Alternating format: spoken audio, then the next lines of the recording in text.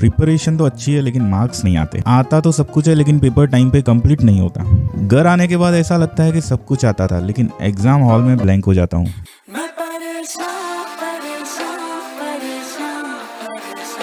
ये वीडियो आपकी सारी परेशानी दूर कर देगा क्योंकि इन सब का एक ही सॉल्यूशन है, paper writing techniques. Maths subject ही ऐसा है, उसमें पेपर राइटिंग का भी एक मैथ्स है। So let's start. सबसे पहले पेपर के स्ट्रक्चर को ध्यान से समझो। 5 सेक्शंस हैं। सेक्शन ए 1 मार्क के 20 क्वेश्चन, सेक्शन बी 2 मार्क्स के 5 क्वेश्चन, सेक्शन सी 3 मार्क्स के 6 क्वेश्चन, सेक्शन डी 5 मार्क्स के 4 क्वेश्चन और सेक्शन ई 4 मार्क्स की 3 case studies. 80 marks 38 questions 180 minutes. Marks, questions और टाइम का जो कॉम्बिनेशन है, पूरा खेल इसी के अंदर है, इसीलिए इस डेटा को ध्यान से समझो। सबसे पहले देखते हैं मार्क्स वर्सेस टाइम का रेशियो। 80 मार्क्स का लिखने के लिए हमारे पास 3 आवर्स होते हैं, मतलब 180 मिनट्स। चलो 20 मिनट्स निकाल देते हैं चाय पानी के लिए, तो बाकी बचे 160 मिनट्स। 80 टाइम्स 2 160, एग्जैक्टली डबल हो गया।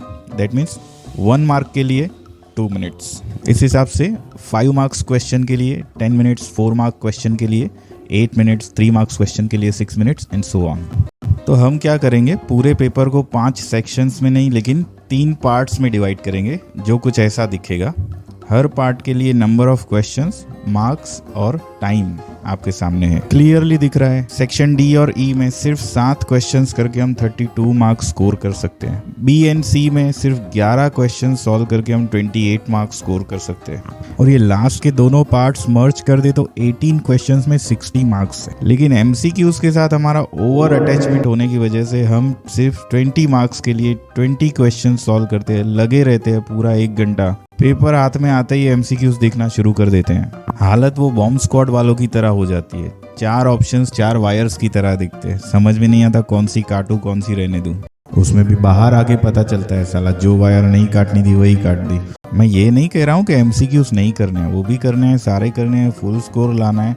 लेकिन एक एमसीक्यू जिसका वेटेज 1 मार्क है, अगर हम उस पर 5-5, 10-10 मिनट लगे रहेंगे, उसमें भी जब हमको पता है कि ये पॉसिबिलिटी है कि 4-5 एमसीक्यूज ऐसे आ सकते हैं जो हमारे दिमाग को हिला दे, लेकिन नहीं, छोड़ना ही नहीं है। पुष्पा झुकेगा नहीं साला। तो करो एमसीक्यूज लेकिन लास्ट में, और उसको उतना ही टाइम दो जितना वो डिजर्व करते हैं। यानी कि 20 मार्क्स है तो 40 मिनट्स या तो 50 मिनट्स।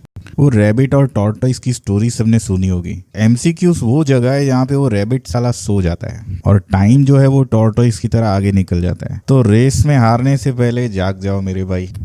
इसके पीछे की साइकोलॉजी समझने के लिए मैं 2 सिचुएशंस देता हूँ। सिचुएशन नंबर 1, एक वो स्टूडेंट है जो प्रॉपर सीक्वेंस में जाता है। पहले सेक्शन ए सॉल्व करता है, फिर बी, फिर सी, फिर डी, फिर ई। तो वो पहले 1 घंटे तक सेक्शन ए पे मान लो लगा रहा, तो 1 घंटे तक हर 2 मिनट 3 मिनट में एक नया क्वेश्चन देखेगा, नया कॉन्सेप्ट सोचेगा, क्या फॉर्मूला लगाऊं, क्या तुक्का लगाऊं, कैसे कैलकुलेशन करूं। दिमाग उसका बंदर की तरह नाचेगा। मेमोरी उसकी 1 घंटे तक पूरा लुंगी डांस करेगी। 1 घंटा लुंगी डांस करने के बाद भी 3-4 क्वेश्चंस उसके बाकी रह जाते हैं जो सॉल्व नहीं होते। तो किसी तरह फ्रस्ट्रेशन में आके भाई आगे बढ़ेगा, सेक्शन बी पे जाएगा। सेक्शन बी के 5 क्वेश्चन, सेक्शन सी के 6 क्वेश्चन, ऐसे 11 क्वेश्चंस और देख लिए। मान लो दोनों सेक्शन में से एक क्वेश्चन होल्ड पे रखा है कि भाई बाद में करेंगे। ये करते करते 2 घंटे बीत गए। सिचुएशन क्या है कि 2 घंटे बीत चुके हैं, भाई 21 क्वेश्चन देख चुका है, 6 होल्ड पे है, 7 बाकी है।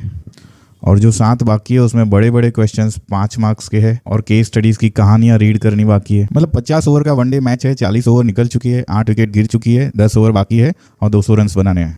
भाई देखो, हर ओवर में 5 छक्के रिंकू सिंह भी नहीं मारता है। तो ये वो जगह है जहाँ से उसका परफॉर्मेंस, उसका प्रेजेंटेशन बिगड़ना चालू होगा। एमसीक्यूज में प्रेजेंटेशन की जरूरत नहीं थी, लेकिन यहाँ तो जरूरत है। अब यहाँ पे एक गलती से उसका सीधा -5, -4 हो जाएगा। टाइम कम है, टेंशन ज़्यादा है, पेशेंस कम है, तो एक्यूरेसी तो नीचे ही जाएगी। चलो ऊपर पुष्पा का लाल चंदन उठाने के चक्कर में नीचे केजीएफ का गोल्ड रह गया। तो ये है रैबिट की सिचुएशन। अब देखते हैं टॉर्टोइस की सिचुएशन। टॉर्टोइस क्या करता है, जैसे ही पेपर हाथ में आया, पहले वो मिलता है ना 15 मिनट का टाइम रीडिंग का, उसमें वो केस स्टडीज़ की कहानियाँ पढ़ता है, एमसीक्यूज नहीं देखता। फाइनलाइज कर लेता है केस स्टडी कौन से चैप्टर से, क्या कॉन्सेप्ट लगेगा, क्या फॉर्मूला लगेगी। जैसे ही पेपर हाथ में आया, पहला 1 आवर वो लगा देता है सेक्शन ई और डी पे। केस स्टडीज की कहानी ऑलरेडी पढ़ ली थी, इसलिए क्वेश्चंस जल्दी हो जाते हैं। और बाकी 5 मार्क्स के 4 क्वेश्चंस, कुल मिला के 1 घंटे में 32 मार्क्स का लिख लेता है। उसके दिमाग ने कोई डांस नहीं किया, क्योंकि 1 घंटे में 7 क्वेश्चंस मतलब 8-10 मिनट तक वो एक ही क्वेश्चन करता रहा। बार बार स्विच ऑन ऑफ नहीं हुआ, एकदम पावर प्ले वाली हिटिंग कर दी। अगेन दूसरे घंटे में वो सेक्शन सी और बी करता है, 11 क्वेश्चंस 28 मार्क्स। 4 से 6 मिनट तक एक क्वेश्चन पे रह सकता है आराम से। आगे देखा था ना हमने 1 मार्क 2 मिनट, तो 2 घंटे के बाद इसकी सिचुएशन क्या है। अभी तक इसने 18 क्वेश्चंस देखे हैं और 60 मार्क्स का वेटेज कवर किया है। हो सकता है एक आध क्वेश्चन इसका होल्ड पे हो, लेकिन उसके लिए 20 मिनट्स का बफर टाइम वो चाय पानी वाला यूज कर सकता है। मतलब 40 ओवर तो यहाँ पे भी निकल चुकी है, लेकिन 8 विकेट हाथ में है और जीतने के लिए सिर्फ 20 रन चाहिए। अब आखिरी 1 आवर में वो फोकस करेगा एमसीक्यूज, क्योंकि जितना भी प्रेजेंटेशन वाला काम था वो ऑलरेडी हो चुका है। एमसीक्यूज में प्रेजेंटेशन की जरूरत है नहीं। और 20 में से 8 एमसीक्यूज तो ऐसे होते हैं जो बहुत ही डायरेक्ट होते हैं, जो शायद 30 सेकंड्स या 1 मिनट के अंदर सॉल्व हो जाते हैं। 7-8 एमसीक्यूज ऐसे होते हैं जो 2 या 3 मिनट के वर्क के बाद सॉल्व हो जाते हैं। थोड़ा बहुत कैलकुलेशन करना पड़ता है या तो ट्रिक प्ले करनी पड़ती है। 2-4 मिनट्स में असर्शन रीजन भी निपटा देते हैं। ले दे के 4 या 5 एमसीक्यूज ऐसे होते हैं जिसमें शायद आपका दिमाग पूरा हिल जाए। तो ये पूरा फोकस उन एमसीक्यूज पे लगा रहा है। सॉल्व हुए तो ठीक है, नहीं तो तुक्का मार देगा। अगर गया तो भी एक क्वेश्चन के पीछे 1 ही मार्क जाएगा, जबकि रैबिट के तो 4-4 5-5 मार्क्स जा रहे थे होलसेल में। मतलब इसने पहले केजीएफ का गोल्ड ले लिया, अब ये धीरे धीरे पुष्पा का चंदन भी ले रहा है। तो पेपर राइटिंग की टेक्निक ऐसी होनी चाहिए कि आपका दिमाग पूरे 3 घंटे तक अच्छी स्पीड से और अच्छे इन्वॉल्वमेंट के साथ चलता रहे, टायर्ड ना हो, फ्रस्ट्रेट ना हो। सिर्फ लिखने की सीक्वेंस चेंज करके आप ये अचीव कर सकते हो। टॉर्टोइज वाली मेथड मेरे स्टूडेंट्स पे ट्राइड एंड टेस्टेड है, बहुत अच्छा रिजल्ट देती है।